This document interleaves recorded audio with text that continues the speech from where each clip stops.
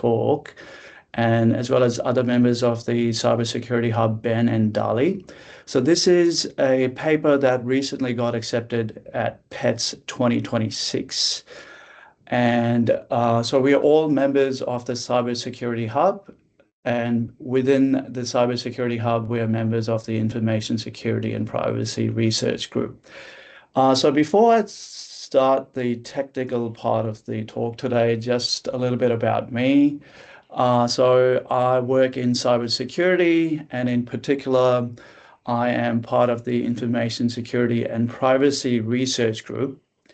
And my interests are in applied cryptography, especially how we can use tools from cryptography in areas of data privacy, for example, machine learning, security, and privacy. So we are part of the Cybersecurity Hub.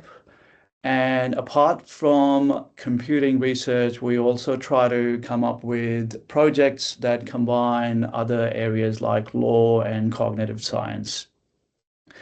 And we like to engage in research projects which not only cover the now, which includes privacy, security, and machine learning and web security, but we're also looking at how the future of computing would look like, for example, data privacy and quantum computing.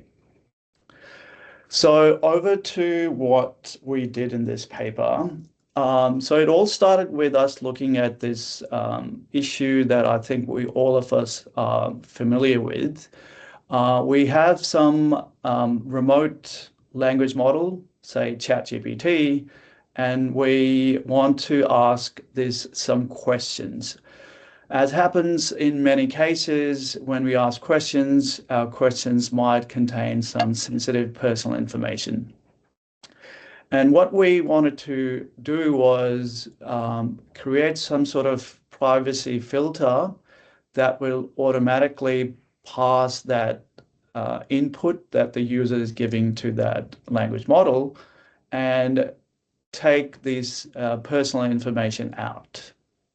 So this is one application of text privacy. Under that umbrella, we also have some other applications, one being author obfuscation, in which we want to hide a particular style of how someone writes.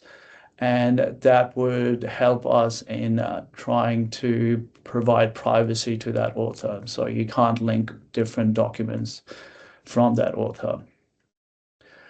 So going back to the application of prompt privacy, so technically what we use as a tool to tackle that problem is something called a word embedding model. So this is how many language models work. They have in many cases, a machine learning model that converts words from a fixed dictionary into a vector representation in higher dimensions. And what happens is that this embedding model also maintains some similarity between words in the dictionary, as the example that I've just shown in this figure, in this slide. And for instance, if you have a whole prompt, in this case, Mary had a little lamb, the embedding model would convert each of these words into a vector in the embedding space. And this embedding space is normally high dimensional. So one way to provide privacy is to use something called word level DX privacy. I'll define DX privacy in a more formal way in slides to come. But for now, let's assume that there's some mechanism that can replace words. So what happens is that you take each word in the prompt individually. You then apply some noise in the embedding space. That noise then takes that point to a point in the embedding space, which doesn't necessarily land on a word in a vocabulary. So what you then do is find the nearest word in the vocabulary to that point and output that word as corresponding to the initial word. And you do this for every word in the prompt, and at the end you'll get a bag of words from that prompt, which would be replacing the initial prompt.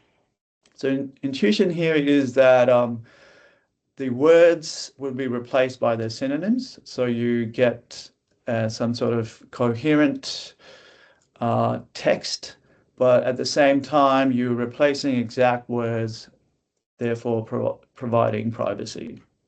So here's an example. On the left, I've marked in red some parts in a user prompt, which could be considered as private information. We then apply this DX privacy mechanism that I just highlighted in the previous slide, word by word. And you get privacy in this case because some of the words are changed, but you also get something meaningless. The connection between words is lost. But what you can do is you can give that intermediate text to another language model and ask it to restore it to something meaningful. And at the end, you can get a coherent text back, but with the advantage that your initial words that you may consider as private have been replaced by different words, and hence privacy is maintained as well. All right, so Robin, who is a co-author in this paper, he came up with this insight. So when we applied this mechanism on text, we saw something unusual. So on the left, which I'm calling one-dimensional Laplace mechanism, I'm assuming some of you are familiar with some differential privacy concepts. So Laplace mechanism is the canonical mechanism used in differential privacy. So given a value, you add Laplace noise of some scale, and you output that perturbed value. So in the case of the Laplace mechanism, what you see is if you have epsilon, which is the privacy parameter, if it's very small, which means you want more privacy, you will get some value output that is very far away from the original. But as you increase epsilon, which means less privacy, you would see this smooth transition whereby the distant values are replaced by values closer to the original value, to a point where the original value is output all the time, which you can see in the left-hand graph at epsilon, say around 10. But with the DX privacy counterpart, what we saw was that at low epsilons, of course, distant words were being output by the mechanism all the time. But as we increased epsilon, we didn't see that smooth transition. So it was either a distant word or the same word output again. And as we increased epsilon even more, we only saw the original word being output and never its nearest neighbors. So there was no smooth transition. Those of you who have worked in high dimension, they might be quick to point it to the Euclidean distance as being the culprit. For example, it's known that in high dimensions, if we're using Euclidean distance, then the distance between neighbors is almost the same as the distance between a point and a far away point. But this is not the case in particular with word embeddings, because these models are trained specifically to ensure that we can find nearest neighbors using Euclidean distance. So, for example, here is a link to one of the word embedding models, Glove. And so you can use Euclidean distance for nearest neighbors. So our goal in this paper was to explain this unusual behavior. So we wanted to find out if this was related to DX privacy as opposed to the traditional differential privacy definition? Or was it because of the particular noise adding mechanism that we were using? And I'll get to that in a bit. Or was it linked to high dimensional word embedding space? So we wanted to find out what the main reason was. And once we have found that, we wanted to propose a fix to this. So let's go to a little bit more formal treatment. So this is a definition of DX privacy. We have some algorithm which is given an input X and we have another input Y, and we want that the outcomes of that mechanism on those two inputs should be close.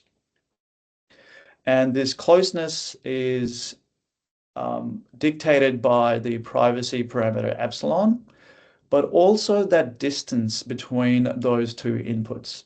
So here's the difference between DX privacy and traditional differential privacy. In traditional differential privacy, we want all inputs, no matter how far they are, to be treated similarly. In the DX privacy case, we say that the guarantee should be proportional to how close versus how far those inputs are. An example of that is location. So I may be okay to disclose that I am in an area somewhere near Macquarie University right now, but may not be okay to disclose my exact office location. So DX privacy guarantees that sort of distinguishability where you can say coarse-grained information is okay, but fine-grained information is not okay. And this is something not present in the traditional notion of differential privacy.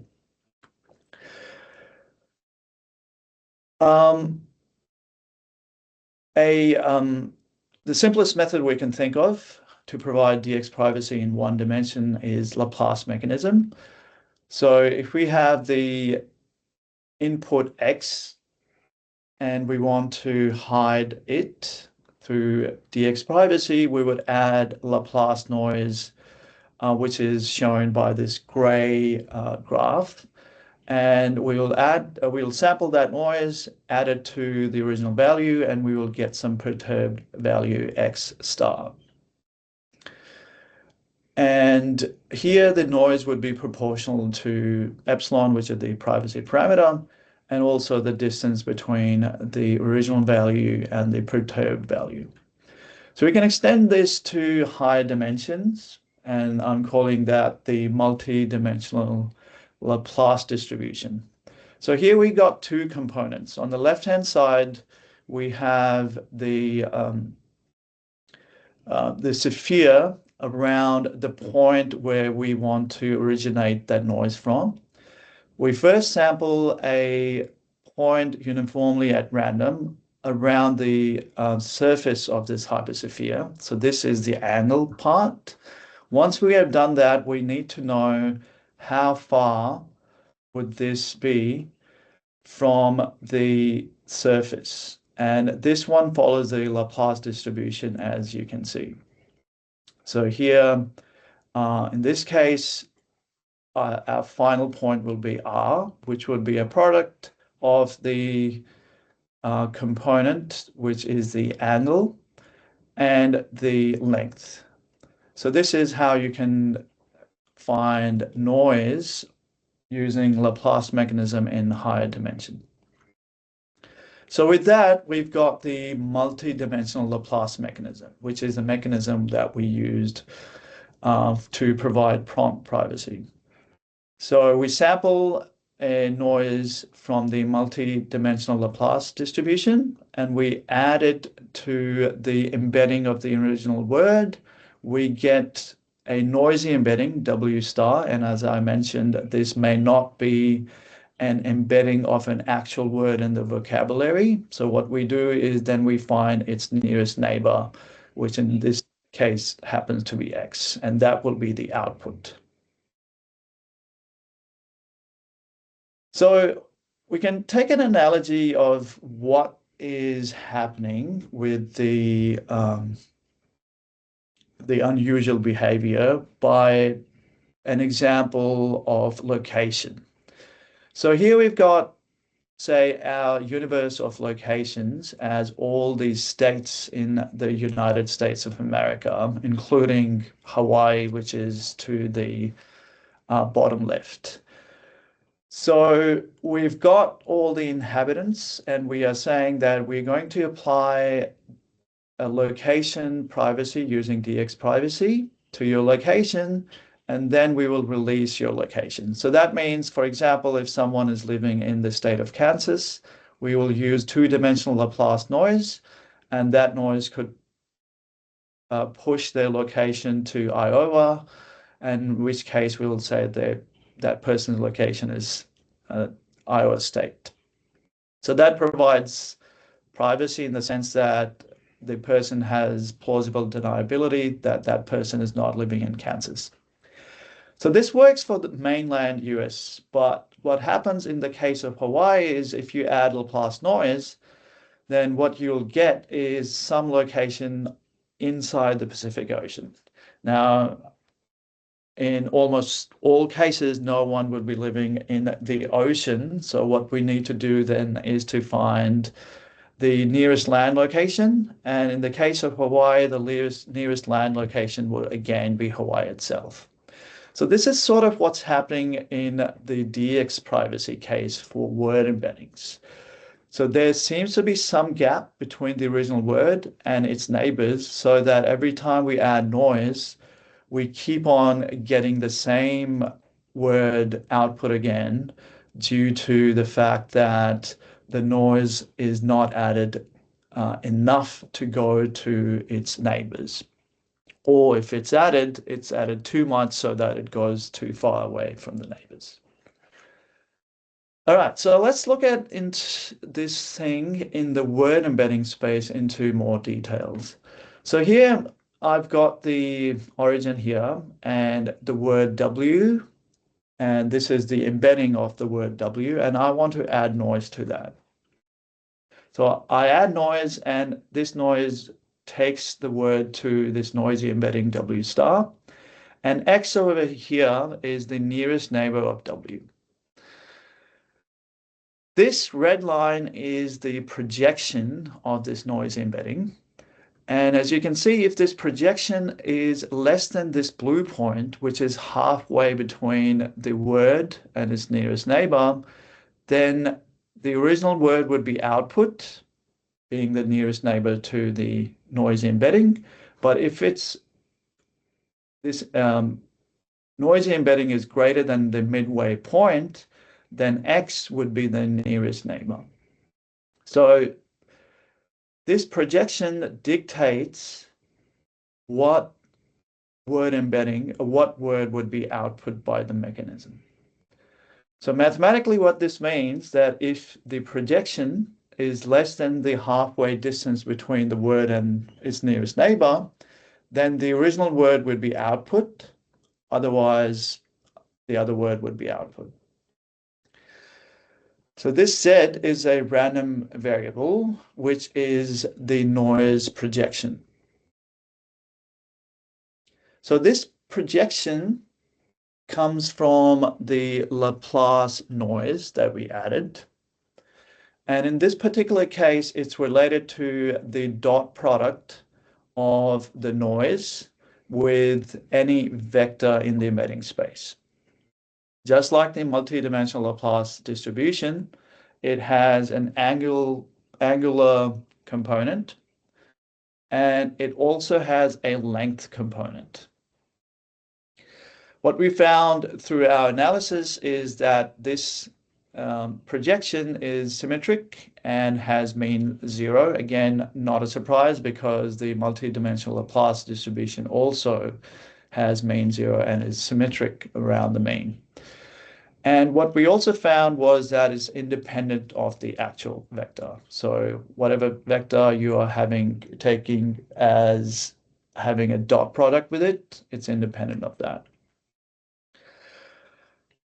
In Our paper, we also show the conditions when the original word would be output versus its nearest neighbor, and when, if we consider two words, which one will be output more often. So on the left is what I just showed you earlier, the original word versus any of its neighbors.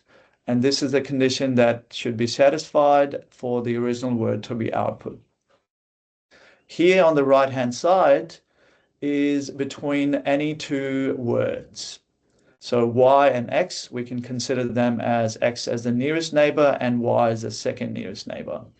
So if this noisy dot product random variable is less than this quantity, then x would be output instead of y. So what this means is that the difference in distances between y and x scaled by the distance between y and x. Using the expectation of this variable z, we found that on average, the original word would be the nearest neighbor of the noisy embedding, followed by original word's nearest neighbor, followed by the second nearest neighbor, and so on. So what this meant was there was nothing unusual happening with the mechanism itself, because we would expect the nearest neighbor, and then the original word, then the nearest neighbor, and then the second nearest neighbor, and so on. So mechanism seems to be behaving as expected. But the issue is the difference in the probability mass.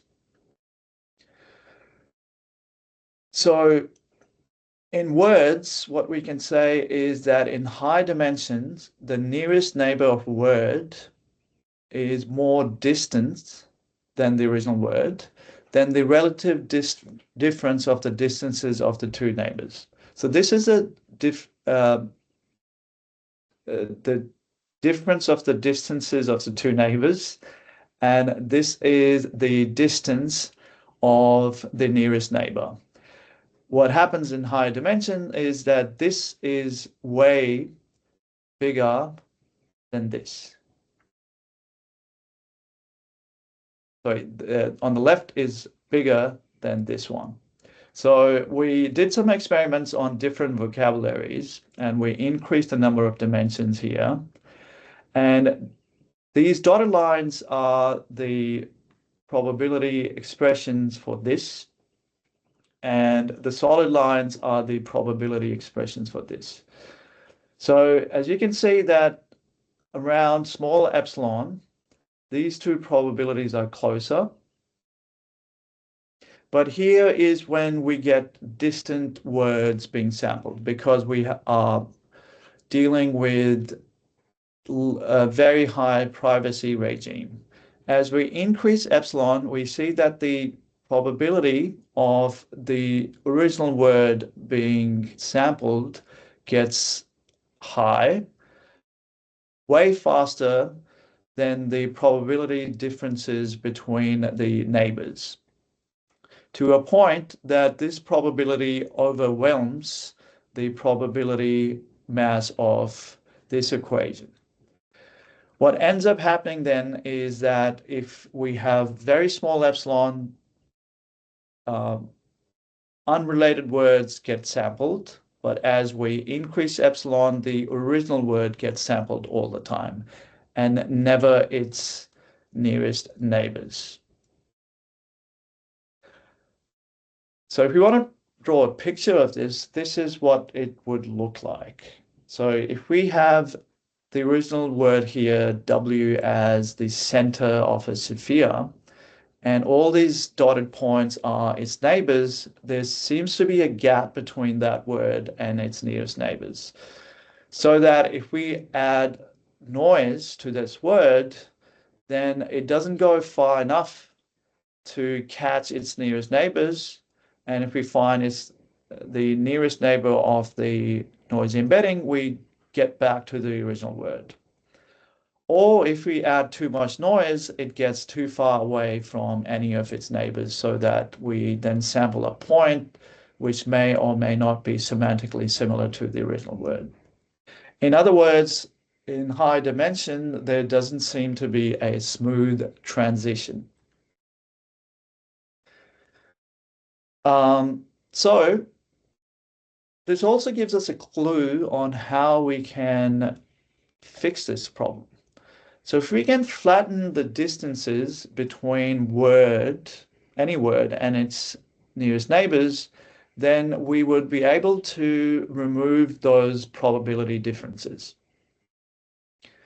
So what this means that instead of using Euclidean distance, we can use Euclidean distance to find all the neighbors of a word. We then sort them and we assign a new distance, which is simply equal to the nearest neighbor distance. So for example, the nearest neighbor of W would be at distance 1, second nearest neighbor would be at distance 2, third at distance 3, and so on. So this is a rank distance. And then we will output any word proportional to this rank distance. So this would flatten those probability differences. Unfortunately, this is not a distance metric, which is a condition for any mechanism to satisfy DX privacy.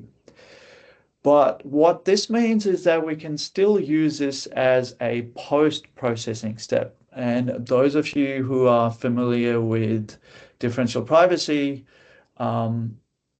you can output something from differential privacy and you can do some processing and the output still remains differentially private.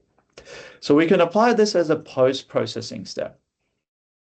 So our fix was to add noise to the original word W. We will get a noisy embedding W star. And then we sort all the nearest neighbors of W star in using Euclidean distance, and then we give them this nearest neighbor rank. So now we are not using the original word again, but the noisy embedding, and therefore this is post-processing. And what we then do is we output the neighbor of W star proportional to the rank. Of course, we want this to also scale with epsilon, which is the privacy parameter. So we also give that to the probability expression. And C is a constant that depends on the vocabulary. And we need to find it per vocabulary at the start. These vocabularies are pre-trained and not a secret information. So this can be done once and for all vocabularies. But this needs to be found experimentally.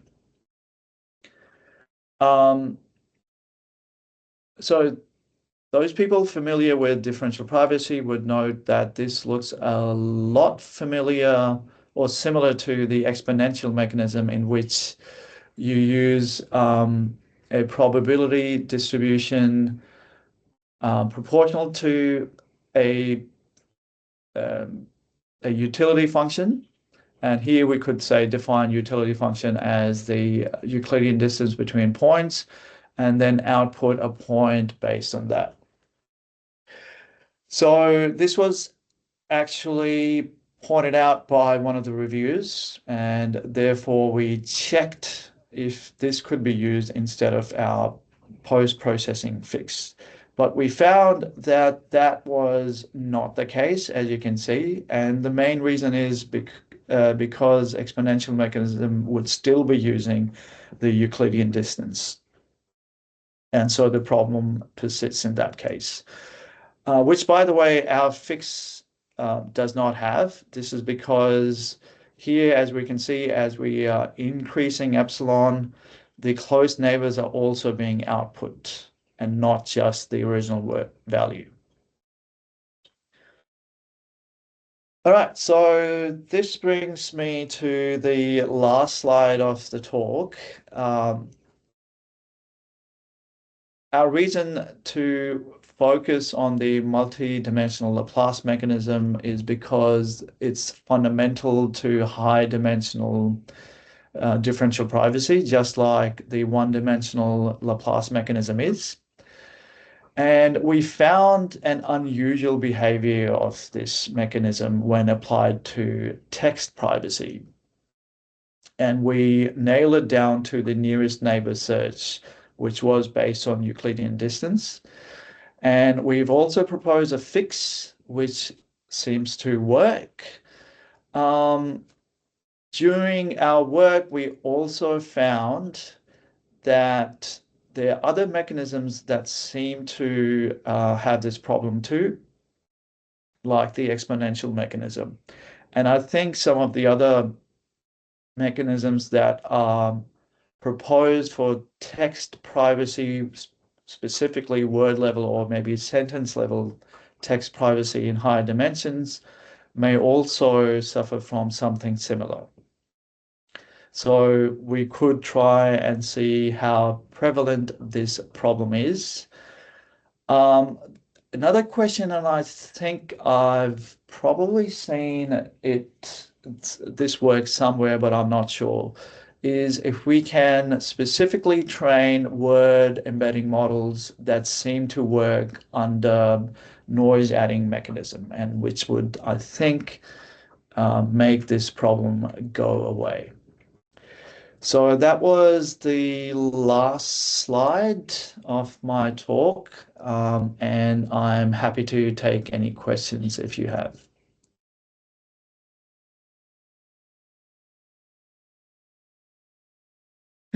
Hi again, everyone. Please feel free to type your questions in the chat or unmute yourselves and ask your questions from Hassan. We prefer that you ask your questions directly. Does anyone has any questions?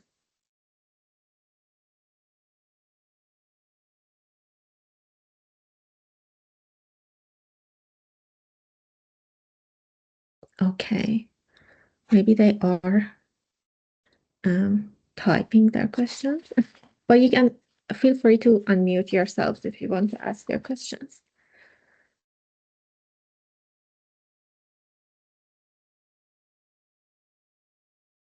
Am I still sharing the slides or No, I no? don't think Okay, so. yeah, that's fine.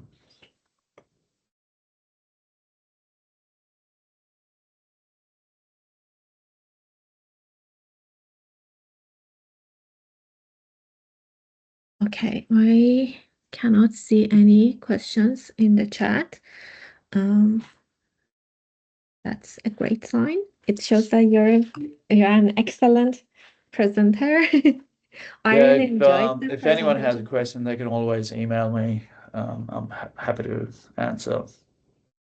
Okay, perfect. Thank you. That's excellent because I know that many of our audience couldn't attend today due to teaching commitments, but after they watch the video, they might want to reach out to you and they might have questions. As Amy has pointed out, your presentation was very clear, and I assume that's the reason that no one has questions. It was very matchy, and many of our attendees today are from the mathematical sciences department. I'm sure that everyone has enjoyed the seminar. I did, and you can see in the chat that everyone is happy. Michael, I guess, has a question. Oh, sorry. Thanks, Pam. Yeah, thanks, Hassan, for the presentation. I often get a question about text embedding and large language model outputs. How do I validate some of those outputs? I'm just wondering if you have experience with that, and when you are trying to get a different output, you're running it through a different model. I'm just wondering how you go about validating some of those outputs, please. Yeah, this is probably a question for the large language model practitioners.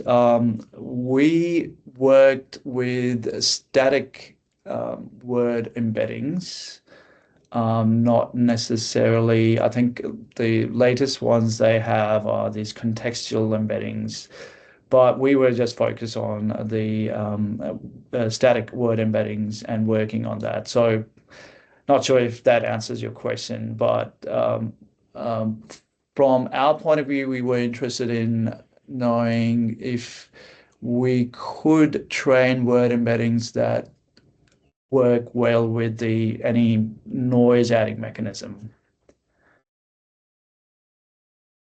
Thanks. No, that's good. Perfect. Thank you. Does anyone else have any questions? Okay. Okay, perfect. I think no one else has any questions, and that would be the conclusion of today's seminar. Thank you once again, Hassan, for accepting our invitation and for the very clear explanation of your recent work. I hope oh, Amy has a question. Go ahead, Amy. Sorry. I think she wanted to clap and mistakenly raised her hand. Okay, perfect. Thank you very much, everyone, for your time. And I'm sure that you have enjoyed the seminar and have a great day ahead of you. Thank you. Thank you. Have a good day. Bye. Bye. Thank you. Bye.